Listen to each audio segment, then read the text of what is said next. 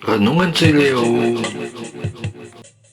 Senin 23 Januari 2023. Pembacaan Injil diambil dari Injil Markus bab 3 ayat 22 sampai dengan 30. Inilah Injil suci menurut Markus. Dimuliakanlah Tuhan. Dan ahli-ahli Taurat yang datang dari Yerusalem berkata, Ia kerasukan Beelzebul. Dengan penghulu setan ia mengusir setan. Yesus memanggil mereka, lalu berkata kepada mereka dalam perumpamaan, bagaimana iblis dapat mengusir iblis? Kalau suatu kerajaan terpecah-pecah, kerajaan itu tidak dapat bertahan. Dan jika suatu rumah tangga terpecah-pecah, rumah tangga itu tidak dapat bertahan. Demikianlah juga kalau iblis berontak melawan dirinya sendiri, dan kalau ia terbagi-bagi, ia tidak dapat bertahan, melainkan sudahlah tiba kesudahannya. Tetapi tidak seorang pun dapat memasuki rumah seorang yang kuat untuk merampas harta bendanya, apabila tidak diikatnya dahulu orang kuat itu. Sesudah itu barulah dapat ia merampok rumah itu. Aku berkata kepadamu, sesungguhnya semua dosa dan hujat anak-anak manusia akan diampuni, ya, semua hujat yang mereka ucapkan. Tetapi apabila seorang menghujat Roh Kudus, ia tidak mendapat ampun selama-lamanya, melainkan bersalah karena berbuat dosa kekal. Ia berkata demikian karena mereka katakan bahwa ia kerasukan roh jahat. Demikianlah sabda Tuhan. Terpujilah Kristus. Tidak dapat bertahan.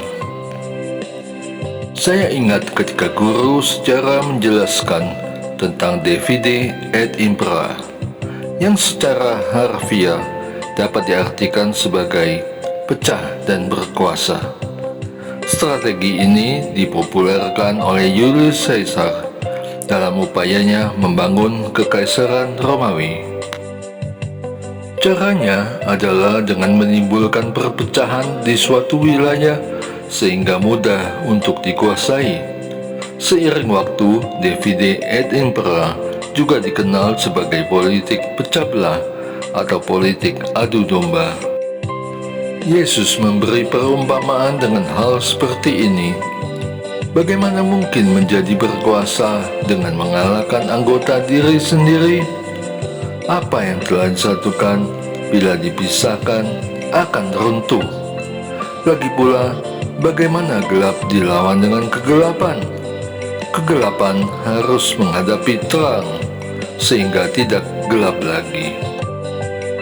Saya yang berdosa pun harus mendapatkan rahmat pengampunan dari anak Allah yang tidak berdosa, agar dapat menjadi murni kembali.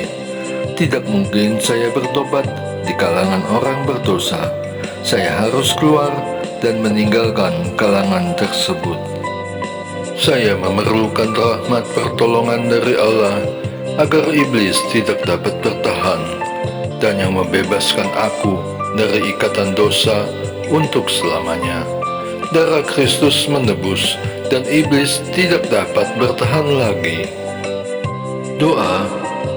Allah Bapa yang Maha Rahim, aku perlukan Engkau untuk bertahan sebagai manusia yang lemah dan rentan akan godaan iblis yang sering membuatku terpecah fokus kepadamu. Tuntunlah aku selalu dalam persekutuan yang erat dengan kasih-Mu, hingga aku memperoleh keselamatan kekal. Di dalam nama Yesus Kristus, Tuhan dan Juru Selamatku,